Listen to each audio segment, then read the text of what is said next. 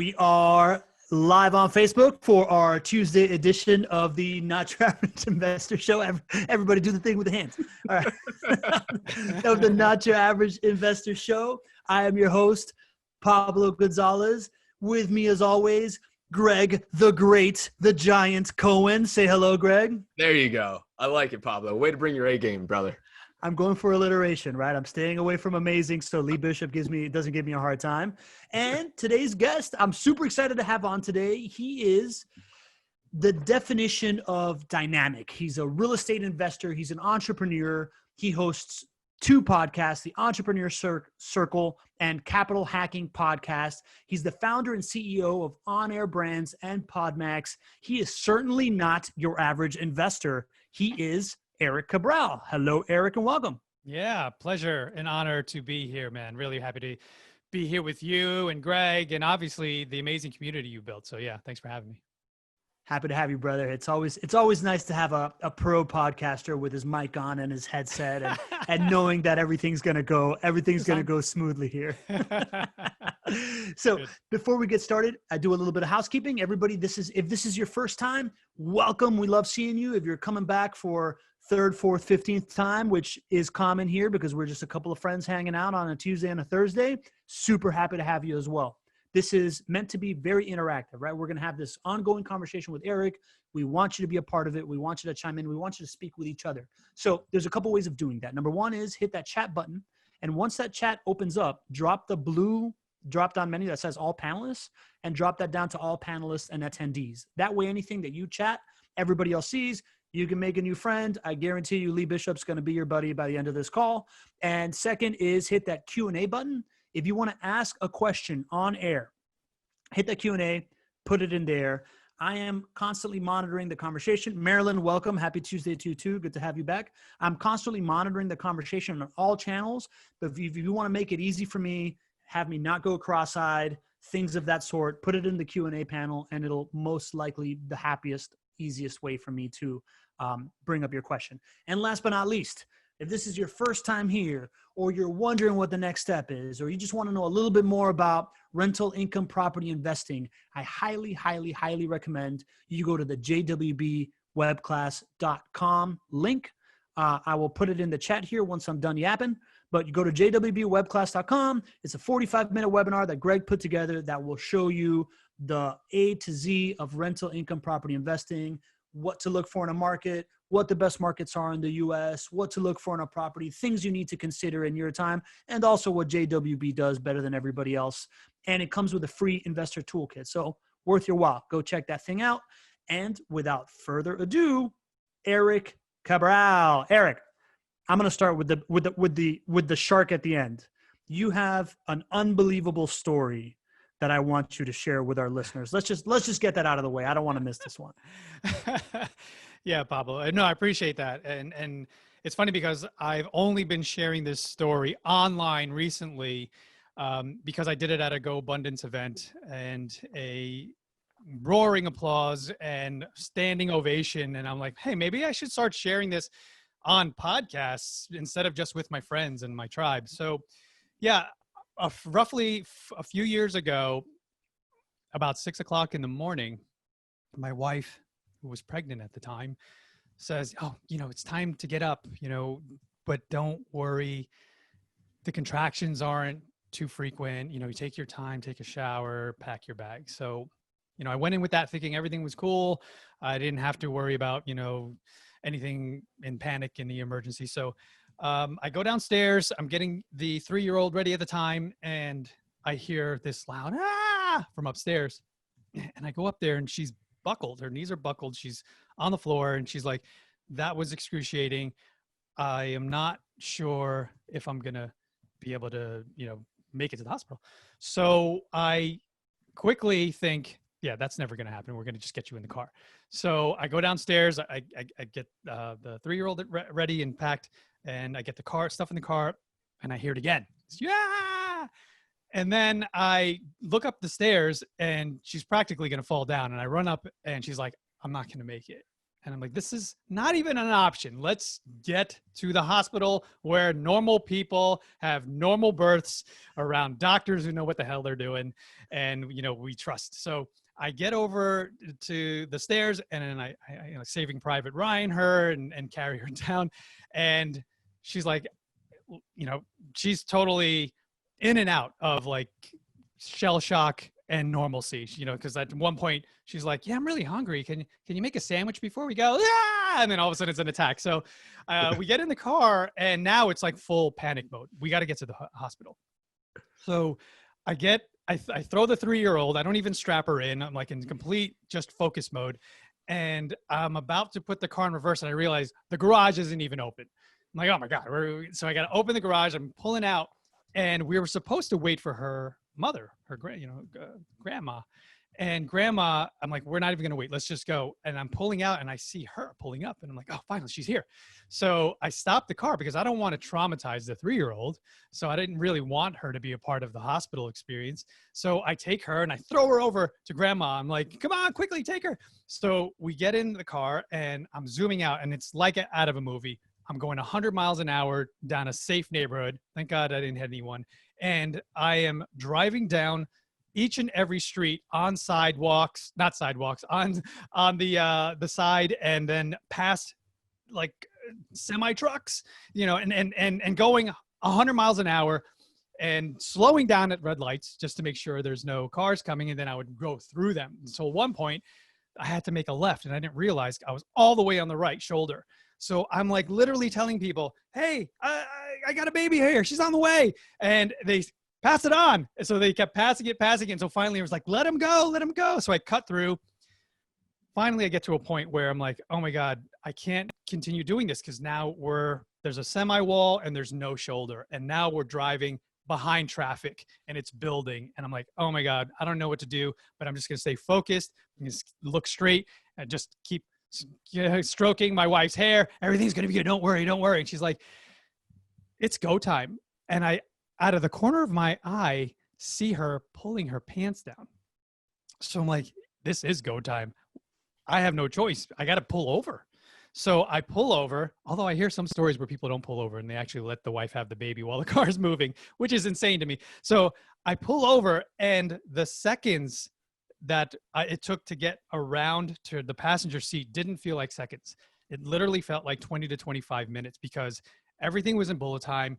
Everything was slow motion. I was processing information and data, like cars driving by. I remember exactly what they look like. That guy looks like a doctor. Maybe I'll pull him over and he can help me. Or maybe I'll run up to that house and I'll use, I need hot towels. I need water. I need, I need salad tongs. Stat. And then I was like, oh, I'll go to that house and I'll get a phone. Wait a minute. I've got a phone right here. I don't need their phone. So I get to her passenger seat. I open it, and there I see this little black mohawk coming out. And I'm like, oh crap, it's time. It's here. She's here. So I kneel down. I wish I could kneel down and you could see, but I literally just have my shoulder, like my arm like this, and she slides right into my arm. And I'm like, that was easy. Wow. I mean, I didn't have to do anything. I just literally caught her and prevented her from falling onto a dirty floor mat. So I looked down, I'm like, oh my God, we're outside, we're breathing fresh air. The birds are chirping, the butterflies are flying around. It was surreal to the point where like, it didn't feel like reality. It felt like a dream. And I'm like, oh wait, we got to make sure she's breathing. Everything's cool. Everything looks good. I got to call 911. So I call 911. They're like, where are you? And I run over and I see she was in this North Post and Ward Street, and the cops are coming. They're already on their way. So the lights are shining and they're coming towards us. And I tell my wife, everything's cool. The cops are here.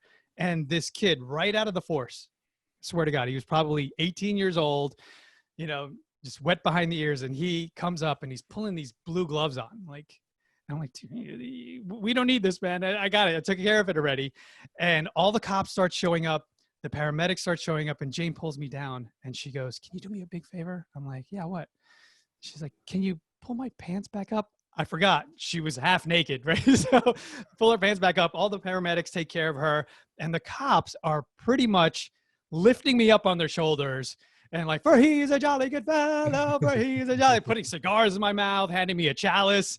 And like, I was the big hero for the day. It was all over the news, unbeknownst to me, because we were in our bubble in the hospital. But when I got out, I realized everybody was telling me it was all over the news in New York City and in Asia, I guess, because, you know, I'm Asian, and they're like, hey, he's a celebrity now.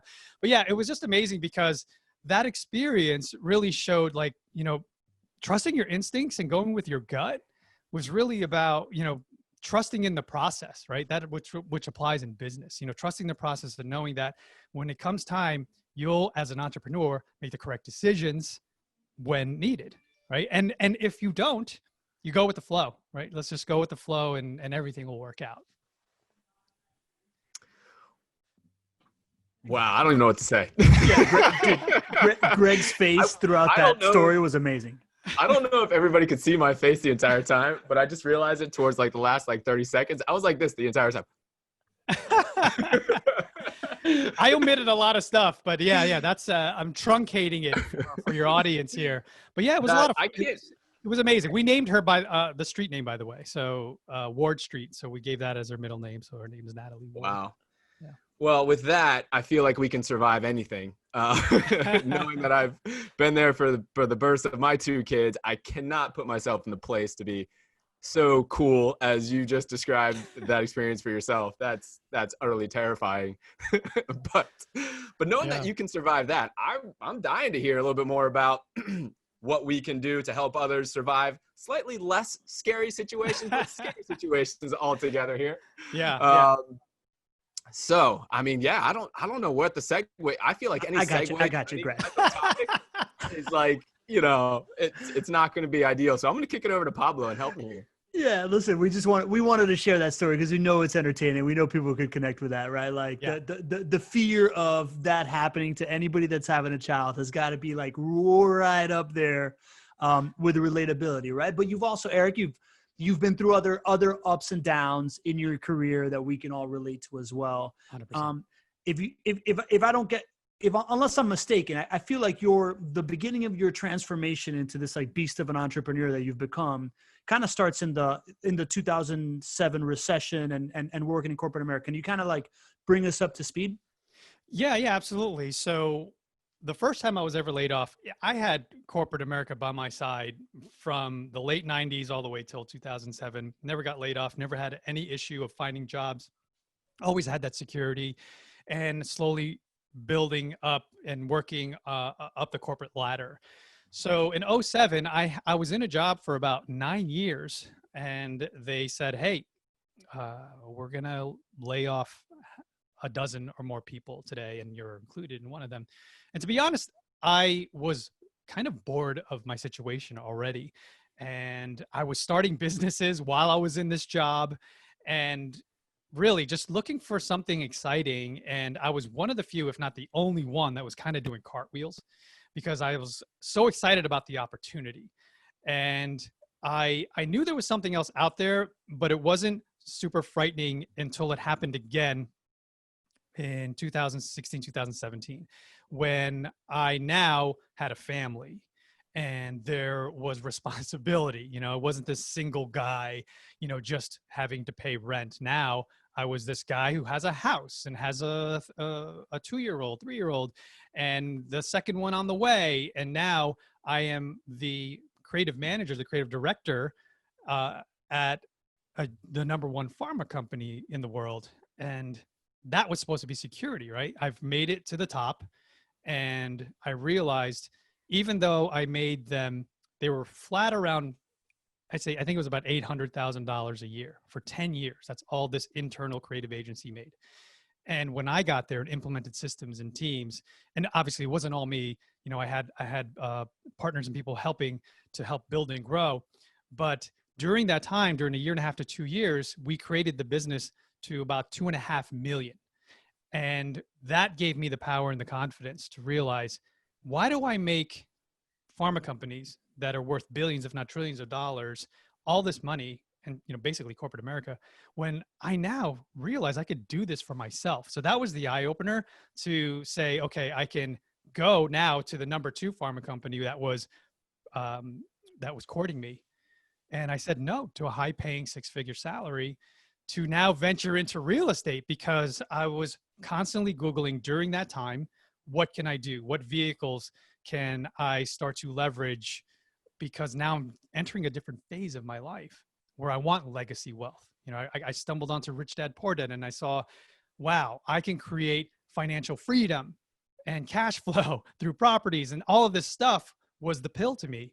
So my wife was 100% on board.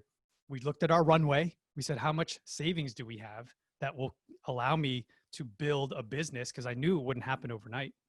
So we said, yes, let's do it. I created the Mandato Investment Group, started investing in multifamilies. And then I started to build my network. And then I started to also realize the power of branding, because I needed those who I wanted to partner with to trust me. And then I was telling you guys earlier, you know, you have to establish, and we have to establish the know, like, and trust factor, especially in real estate, when you have people's retirement funds, you have people's hard-earned money in their corporate jobs to now trust in you to handle their retirement in a responsible fashion. So when I started to realize that, I started to build the credibility, start to build the people that were credible around me.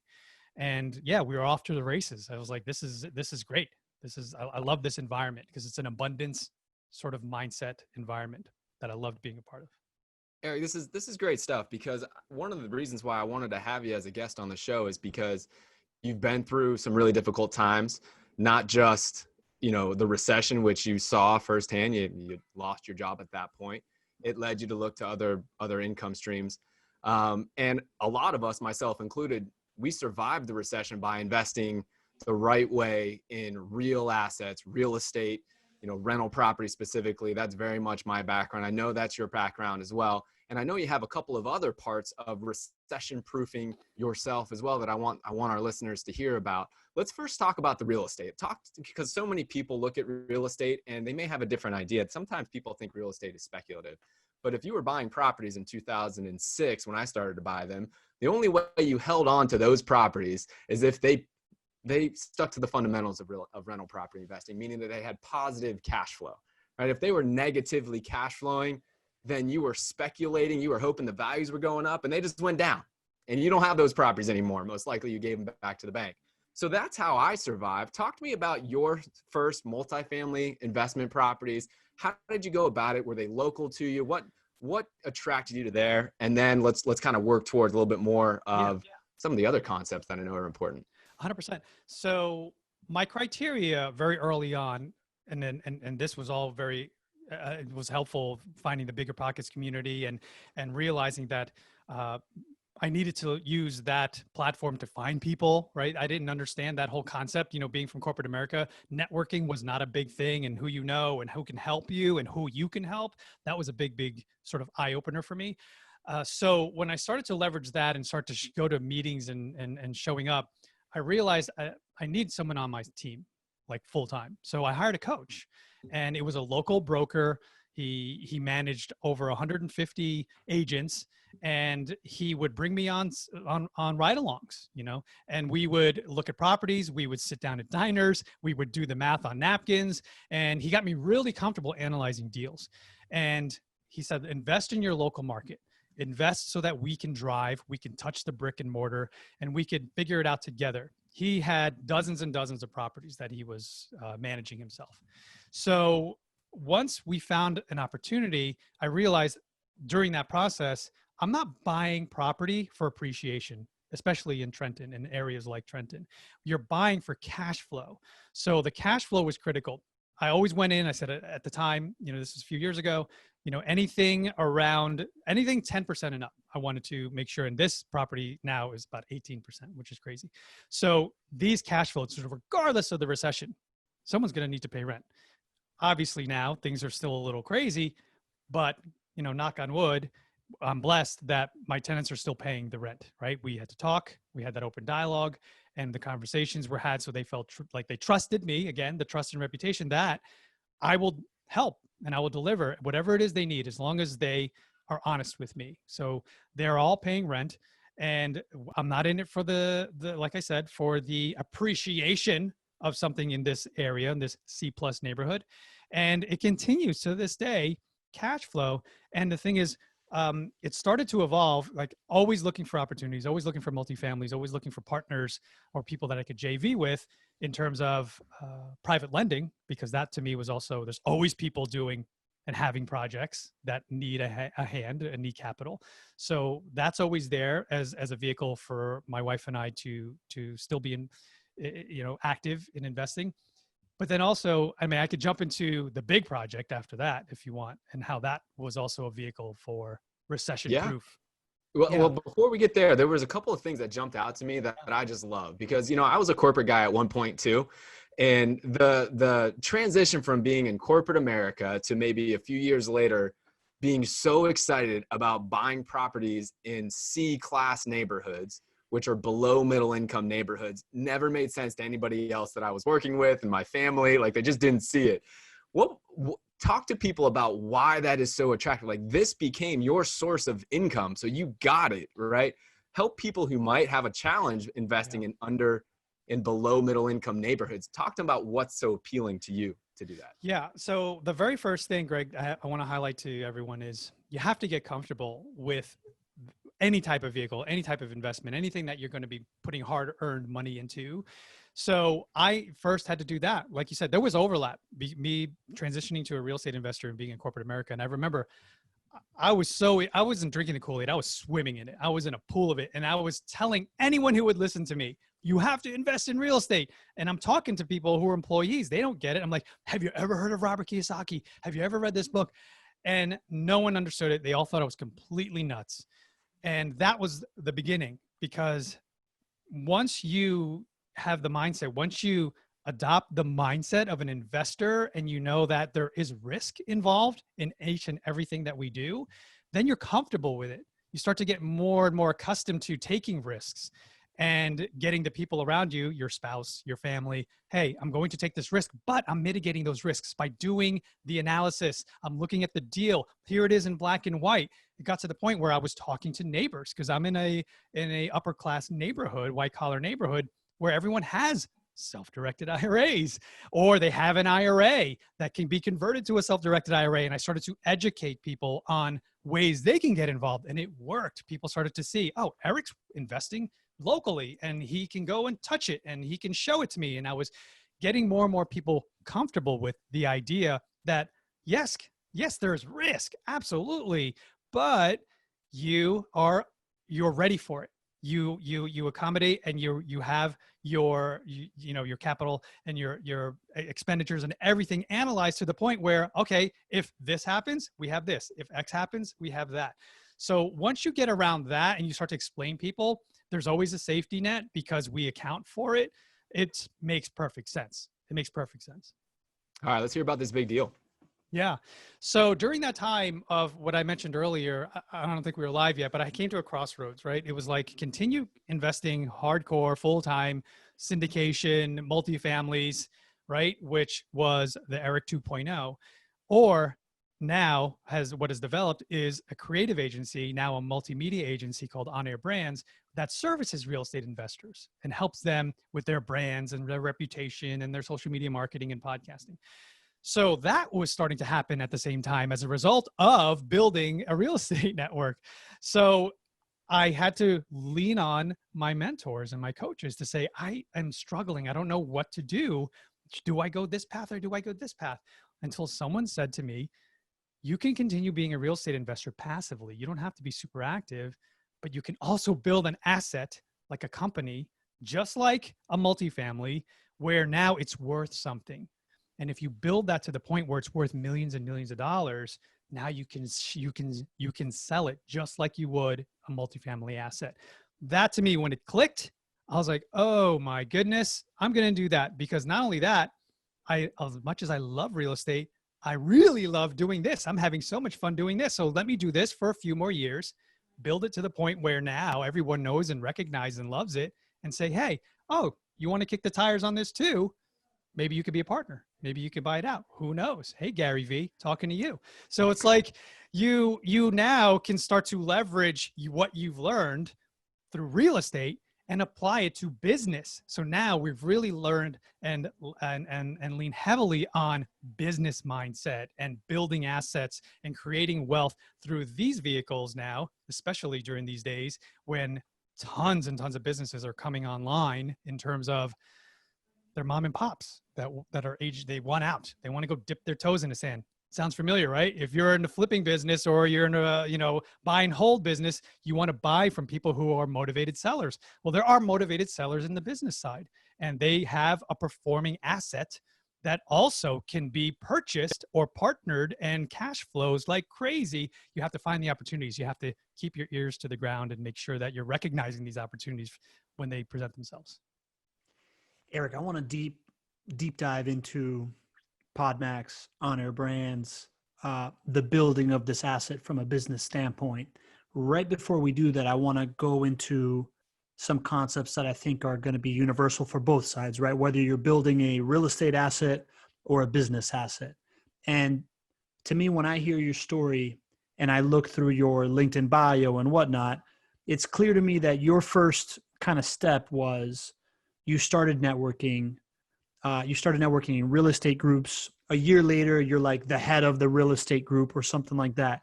Can you give us some tips and tricks of, if you are not going to jump straight into the deep end, right? But like you are still working for the man, or you got a W-2 income, or you have your own company, but you want to expand your means. Can you kind of tell us a little bit about your journey of networking in these real estate circles, being part of these associations, and how you've built up a reputation, which then becomes the parallel to this online brand that you're also bringing up too? Yeah, absolutely. So when I first got into real estate, and for many people who are real estate investors, unless you were born a real estate investor, you at some point had a life prior to it, right? You had a job, most likely, like I did. And you eventually have to start building a brand and a reputation. And how did I do that? And how can you do that? Is I would find whoever was in front of the room, I would always get next to and start, bending their ear. How can I help you? What is it I can do? And listen to what they were saying in terms of what was their biggest need, what was their biggest pain point. And then I would start to address those things. And a lot of them was things that I could do, things that were my superpower in terms of communications and marketing and branding. So a lot of the investors, so at the time, I think we were maybe 700 members to our local South Jersey real estate investing group. And I was showing up to all the meetings. Talking to whoever I can, mostly the people that were doing presentations and mostly the people that were organizing the event. And I started to have dinner with them, started to take them to lunch, started to hit them up on all the social media platforms, just getting known as the guy that shows up, the guy that can help you, whether it was social media branding, whatever it was. And as I mentioned this on one of the earlier shows, on the Bigger Pocket show that you guys so thankfully shared, was that I was this 6-figure corporate executive putting chairs up, breaking down PA systems and microphones, talking to 20-somethings who were doing what I wanted to do.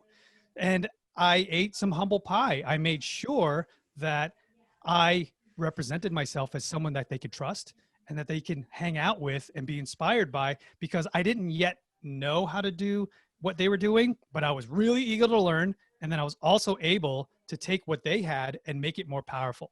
So I was able to take their brand, put it on more platinum, do whatever it is, and start shining it up so that now they're like, wow, this dude is really, really valuable in my business and life right now. So let me start working with him. So then now I'm around real estate investors all the time, but still in the creative side of things. But now all the pieces are falling my way, and I can start picking up these opportunities because I'm like, oh, wait a minute, you have a multifamily here, you have this, you have this, you have this. I was privy to all of the deals and opportunities that they had because I was in the room. And then speaking of in the room, I slowly but surely started to make my way up to the front of the room. And when you could do that, that is powerful, because if you're doing presentations, and it started small, 20-minute, half-hour presentations to eventually, being the main presenter, happens over time. And if you could do that, you start to leverage, and build your brand as a thought leader and someone that people can trust, and more visibility as a result. Yeah, that's beautiful, man. And to me, Misha Hill says, got known as the guy that shows up with a heart to serve, which I think is really well said. Another way I like to put it is find a way to serve the people that have the keys to the doors that you want to open. Yes. Right. And whether it's showing up and putting up chairs or your expertise in branding and web development, right? There's always a way that you can be useful to the people that have the knowledge that you are trying to acquire. And it's, pretty much a microcosm of why I'm here in the front of the room, right? I met Greg at a volleyball tournament, started talking content with him, and now I get to be the co-host of the Not Your Average Investor show. And I'm sure that's gonna bring great things. So then talk us through. So you're serving by putting up chairs, giving branding advice, then you start speaking on the stage. Tell me how your business evolves from there. Yeah. So of course I'm among real estate investors. So I had to establish myself as an investor. So once I got a deal under my belt, I started to do presentations on it, because a lot of the people that were coming through, I'd say a good large 80 to 90% of them were still kicking tires, right? As we all know, a lot of investing groups have people that are very sort of cautious. So I was letting them know, hey guys, I've been an investor for a year or less, and look what I did. And then I created an entire presentation on the numbers and how it happened. So then people started to recognize and then started to notice, and I started to get more experience and more deals and just putting it out there. Even though it may not have been my deal directly, or it was a deal that was in progress, I would always document the journey. And I would always show people, hey, I'm at a 20 unit, I'm at a 40 unit. Look at what we're analyzing right now. And here's the numbers. So if you go to my early days of Mandato, I had a lot of content like that where I was sharing other projects, sharing projects that I didn't yet take down, because I was trying to reprogram my brand so people knew me as less as a corporate guy and now, oh, Erik's an investor. And that was when I started to notice the power of brand and positioning. And man, forget it. That's a powerful vehicle once you build it. What I really love as I'm listening to you and I'm thinking about a couple of things that you've said, just simply being there, showing up, if you can match showing up with also having something that people really find a lot of content and valuable content with, then it's a great solution, as well as kind of the bandwidth that we have now from doing things like this, right? It doesn't cost a whole lot of money for Pablo and I to produce this show, in essence, right? I mean, it's a Zoom call, right? Every day I go live on Facebook Live, right? That's built into my cell phone. It doesn't cost me anything. So the ability that we have at this generation right now to do some of these things is just magnifying the impact of it. But really, it's such a simple concept, just showing up and having valuable content. It doesn't even mean that you have to have deals, a whole lot of deals underneath your belt. Yeah, I think these are really key takeaways that many of us who are in the audience right now could be doing exactly what you're saying and really helping to build that personal brand. Were you going to say something, Erik? No, I was just going to echo what Greg is saying, because when, say, you're starting out or you don't have many deals under your belt, well, you're doing something in the business, right? You're probably building some system or process or hiring a team. Well, you can document that, because there are people struggling with that. There are people that don't realize they need to hire a VA. They don't realize they need to analyze 100 deals a day in order to take one down. So why don't you share your thought process, your deal analysis, things like that, where you can create content, not necessarily if you don't have the confidence yet to be on podcasts, but you are doing something, you can break it down in a blog. You can say, hey, here's what I've learned. And for those of you who are out there, and I know many people say, but there's so much out there, so many people that have podcasts, they do content. Well, yes, that is true, but there's no one that is you and your voice, and you're probably most likely going to speak to your friends and family at first. Those are going to be the people that are paying attention to you. And that's how it happened for me. People started to reach out and say, I didn't realize you're an investor. I didn't realize you were buying multifamilies. How can I do it? So then now you start to understand the power of putting yourself out there by sharing what it is you're doing and your thinking and your thoughts, so that people, how are they going to know what you're thinking? And how are they going to know what you're doing unless you put it out there with zero hesitation, so that now they can find you. Now they can ask you questions, and you can start to engage and help others and offer value in their life and in their business. A lot of people have asked me over time, how have you been successful raising private money? And what I told them is I've been told no a billion times. And I used to love it in the beginning when I would go and talk to, maybe I would get the opportunity to speak at a local real estate investors association, or maybe I was having a one-on-one conversation with somebody who might be interested. I would go into that conversation and it was a win whether or not they said yes, because what I did was show them this opportunity. And no right now doesn't mean no forever, and especially in private lending or selling real estate or whatever you're selling, right? But the simple act of, like you're saying, getting out there, having something documented that's really exciting and valuable for people to learn about. And you know what? It's going to be amazing how those people just kind of congregate to you 6 months down the line, a year down the line. And that's, I'm sure, Eric, I would imagine that's how it went for you. Your network just grew and you eventually had people reaching out to you, right? Oh yeah, 100%. Yeah, absolutely. And that takes time. You have to trust in the process and know that you have to put yourself out there consistently, because consistency will start to spread your message on a level that you can't even comprehend, right? With the algorithms and all the stuff that happens on the back end, because Facebook, YouTube, Instagram, they start to push up your content if you're doing it consistently. But I wanted to highlight something you said, Greg, was you reminded me of the no's and people, getting accustomed to that rejection. And that's something, as human beings, we don't really like that feeling. We don't want to feel like we're not wanted or someone's going to say no to us. But if you get comfortable with the no's and the rejection and you start to get a thick skin, here's what I learned. And if I didn't do it and I didn't get the 100 or 1,000 no's, I wouldn't have learned this lesson, which was when I had sit downs and I was talking to motivated sellers, I would not close a lot of deals, right? And I realized over time, after 100 or 1,000 of them, I kept saying this one word. And if this is anything that you could take away from, folks, this is a huge one, is I kept saying the word, sign the contract. If you just take this piece of paper and pushed it over, sign the contract and we're good.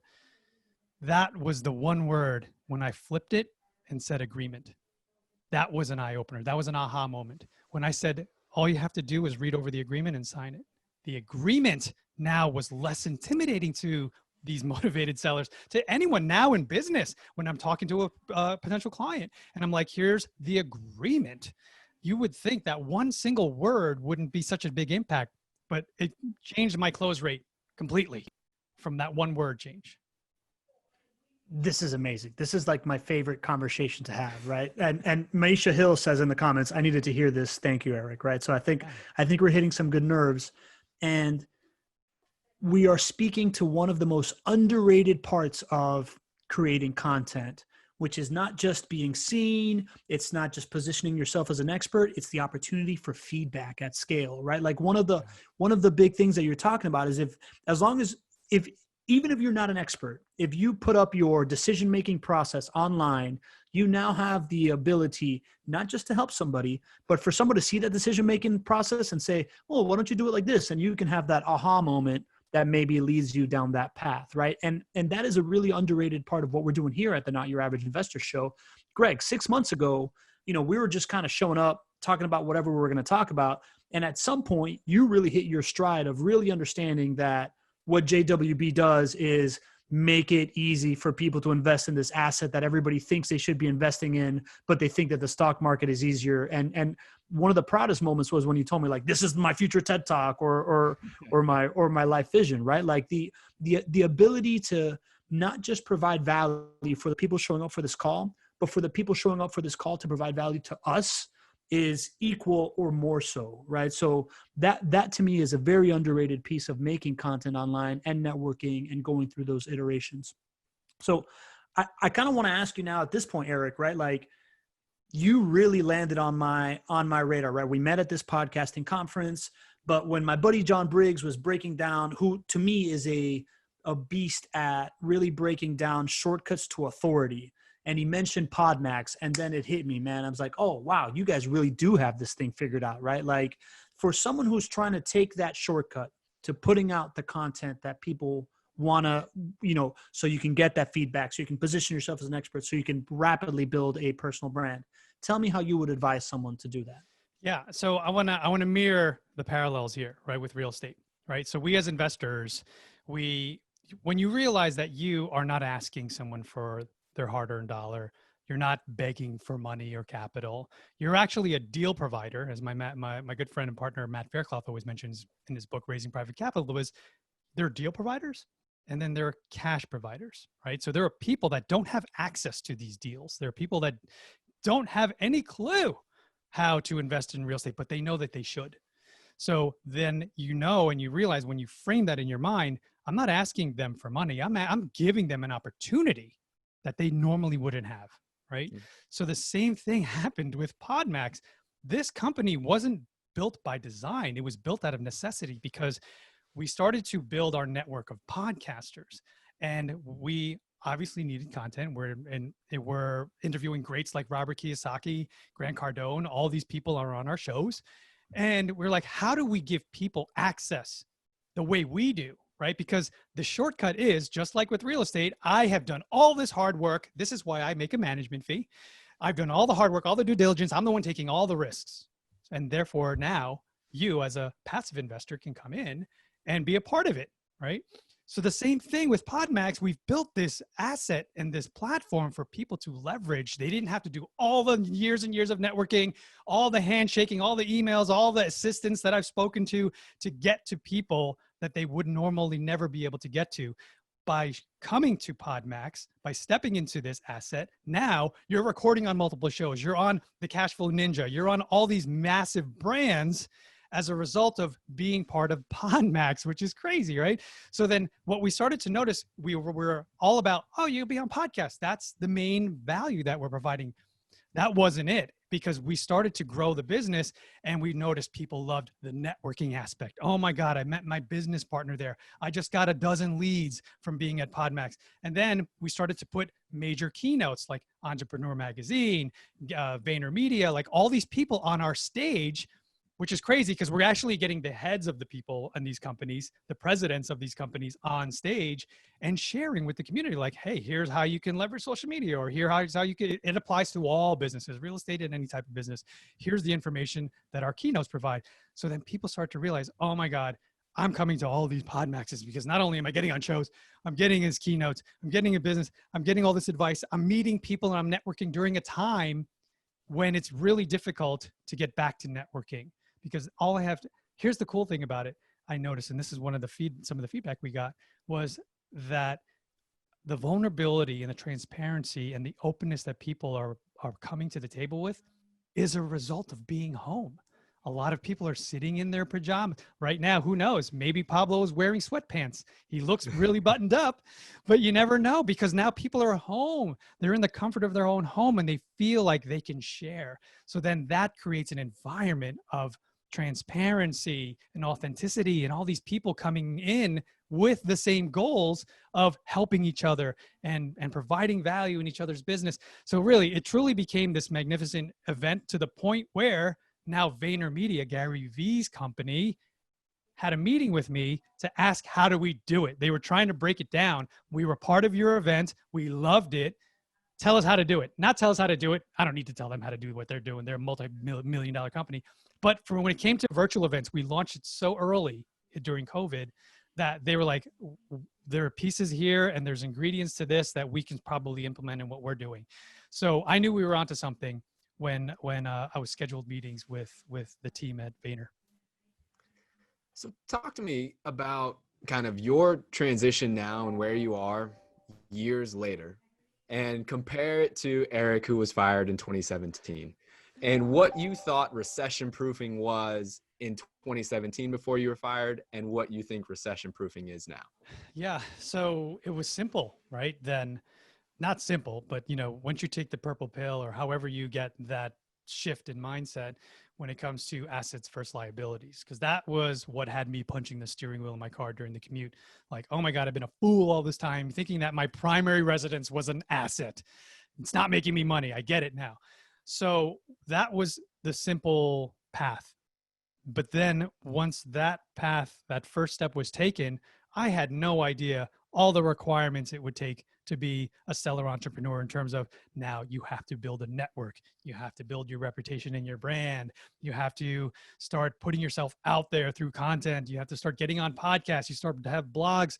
You have to start doing things that aren't necessarily inherent to any of us, but it's an absolute necessity when it comes to building a business now.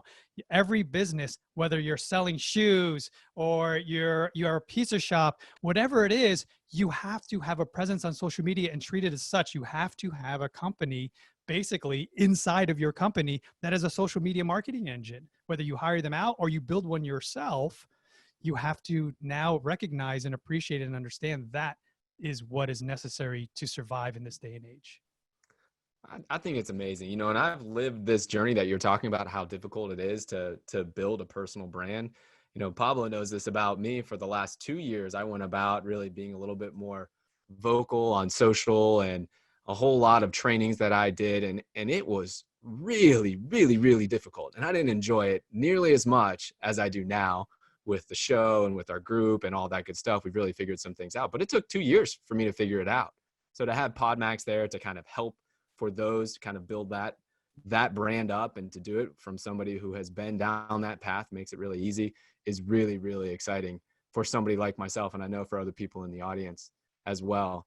But I think the bigger thing here is just that, this brand, it might scare some people, right? Like, if you asked me 2 years ago, did I think that I needed to have a personal brand? Well, probably no.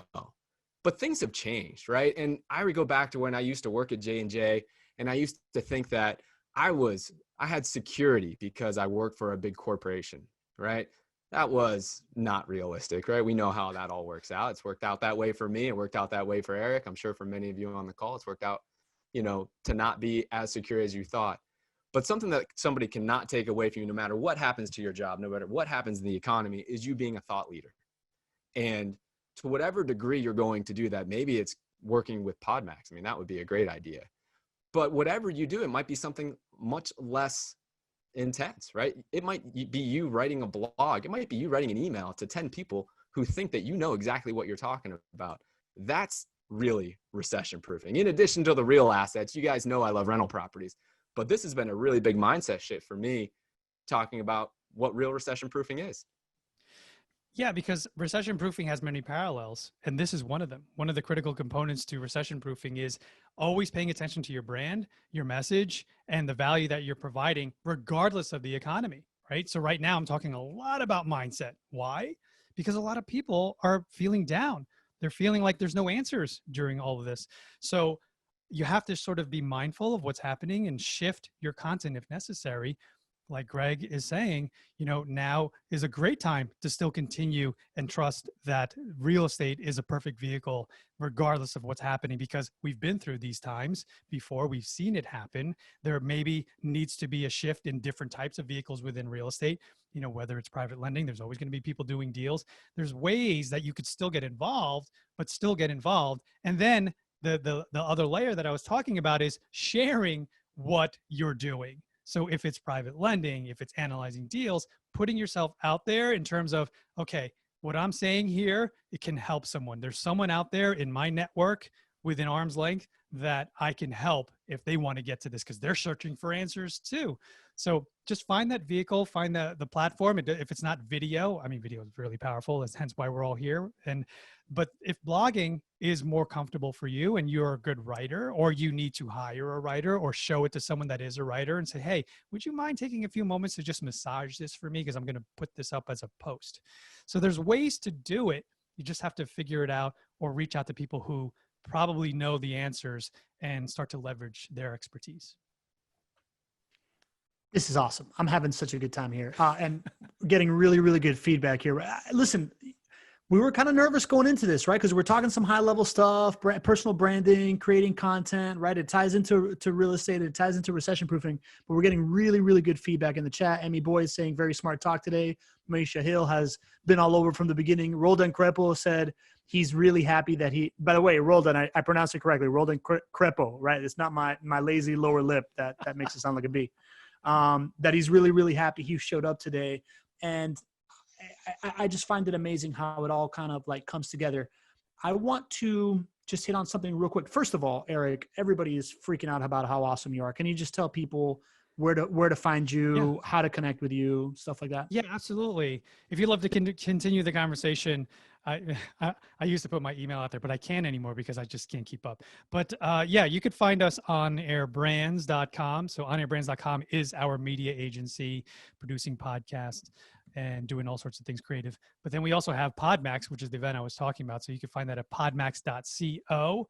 So we have some big announcements coming. I told Greg and Pablo earlier, but I can't really announce yet because the pen hasn't hit the paper yet. But yeah, we're really excited because we have these masterful keynotes, and thank goodness for my GoBundance tribe. That's another thing, is masterminds are critical. You have to, and I highly recommend joining a mastermind to surround yourself with like-minded people who are just doing things at a high level. Because once I joined GoBundance, which has people like Brandon Turner, Josh Dorkin, David Green, all the Bigger Pockets guys, and then Doug Orr, Hal Elrod, all these people are there for me when I need them, which is crazy. So the thing is, you have access to people, you have access to networks and masterminds. You have to find it and you have to put yourself out there, and then they will begin to be part of your journey. Because now imagine that one conversation with someone like, Josh Dorkin, who I get to, I helped to rebrand and reposition him when he sort of transitioned from Bigger Pockets. But how cool is that? Because now I get to actually reach out and say, hey, I need some advice on this part of my business. So these are the things when you start to surround yourself and you get to the level where you have access to people. And that's what it is. It's the journey, and then the consistency, and then eventually the access to people, because now your reputation is to the point where people know, like, and trust you and say, hey, how can I work with Greg? How can I work with Pablo? You guys are just giving me tons, and I owe it to you to give back. So when you get to that level, I like to say the magic happens. Then you start to see really momentum. Yeah, we would be remiss not to. I kind of interrupted you there rudely, but we'd be remiss to say that Doug Orr is also in that mastermind as well, who's a past show guest here. I love Doug. Doug's part of my Go Bro pod. We have a little small intimate group there, but yeah, he's the best. I love Doug. You guys are such good Go Bros. I also want to recommend to anybody, right? We have our Facebook group, the JWB Rental Income Property Investing Facebook group. I put the link here in the show notes, jwbfacebookgroup.com. That has 1,600 people like you that are here. Eric's in that group too, right? Like, huge. So is Doug. So, leverage Facebook groups, come join our community. We call it our little cool club, but it really is our community. Greg goes live there Monday through Friday with a real estate walk and talk. And I would be remiss not to mention the value of Facebook Lives, because it's something that we have all kind of connected on. I know that when I'm giving people content advice, sometimes the biggest friction point is that moment between where you say it to the camera and then you decide whether or not it's good enough to post. And I know that Greg and I have gotten really, really good success at just like go live on Facebook. That way you don't have to even think about that. And if you can set a cadence, right? Like I did a 30-day challenge. I did it 30 days in a row. Greg does it Monday through Friday. Eric, I've seen you doing it, right? Like that allows you to start getting that feedback and allows you to get out of your own head. And some of the guys that we work with on this content, we call it minimum viable content, right? Like it's like the minimum that you have out there to get feedback mechanism, and to really start developing your tongue to just get that persona. Find your voice is what we call it in the industry, right? Like understand how to speak publicly. And apart from that, Pablo, I've got to correct you on something. Yeah. We do not have 1,600 members in the group at the moment. We have 1,596 members at the group. We'll make that 16 today. We're calling out the next 4 people to join it, just so Pablo isn't a liar. We don't want him to be a liar. So save me from my own embellishment. That's easily. I'll make sure that happens today. Get Fantastic. To go over 1,600. Is the confetti going to fall down? When they hit 1,600? It's virtual confetti that may arrive at some point in the future. Now you're embellishing, Greg. Thanks for taking that throne from me. Pablo, I wanted to add something to what you said though, in terms of like now, Greg and you are doing more lives and you're doing more content. I highly recommend your audience and your tribe here, when you see that content, when you see Greg go live or Pablo go live, the currency now, the highest currency of all is sharing the content. So when you see a post, hit the share button. Not a lot of people surprisingly do that, but once you do that, it really, really helps. And the thing is, the more you do that, the more people, when you start to produce content and put it out there, they're going to share it too to their audience. And it just really helps. It's wildfire when everybody starts to do that. Brilliant piece of advice. Really brilliant piece of advice. So, without further ado, we're kind of wrapping things up here. Eric, I thought you were amazing. I'm gonna give it Greg for the last comments. But before we get off here, I just want to encourage everybody, if you want that free investor toolkit and you want a breakdown of what real estate, rental income property investing can do for you, go to jwbwebclass.com. That's the perfect next step, right? Whether you think you're ready or you're not ready, that's the perfect place to just get educated on what JWB can do for you and what rental income property investing can do for your portfolio. And I also want to encourage everybody, we do this on Tuesdays, interview format. Thursdays, it's just a couple folks hanging out. We do our weekly market update and we take questions and answers. That really has become kind of like I don't know. I keep saying a couple folks hanging out, but it really is just kind of like a group of friends hanging around the campfire. More than just me and you, buddy. Just so you know, it's more than just me and you. It's more than just me and you. Yeah, it's really become the interactive, everybody getting to know Greg and picking his brain and everybody contributing thing. And it has it has a slightly different feel, but it's a really amazing feel. And I also want to encourage people next week. We've got Rusty Bozeman, who's a leadership expert that's talking about leading your real estate business through crisis, which I think is going to be really, really valuable that Greg can speak to as well. We'll talk more about that Thursday.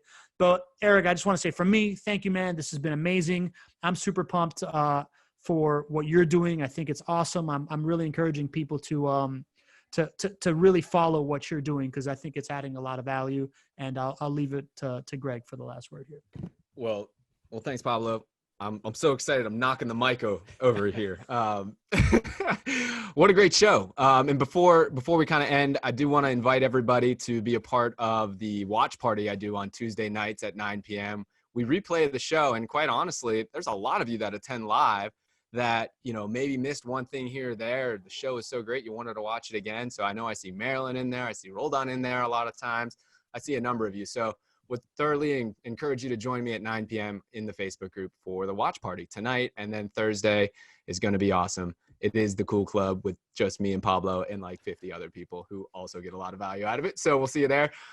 But hey, Eric, this was awesome, man. I really appreciate it. This is the first time that I've got the chance to talk to you. It's really one of the first times I've spoken with somebody who's accomplished a lot of these things on a branding level at such a high level before. It's been something that's been one of my goals in the business for a long time. So incredible time, but it wasn't just the nuts and bolts of what you shared today. I really appreciated the authenticity, the transparency, the humility. Those are the things that, I think really matter in this world. And for you to share that, you were stacking chairs and doing all those things. I mean, that's real life. I mean, I lived a lot of that too when I left corporate America. And many people think that it's this call it a step up to go into entrepreneurship or a step up to go into something different, right?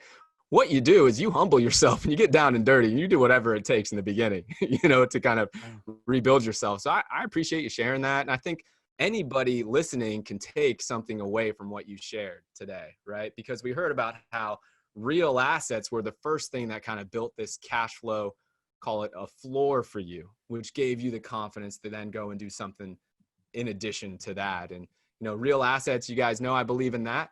But then real assets are your passive side of the business many times, and it frees up your mind to do something that might be a higher and better use for you.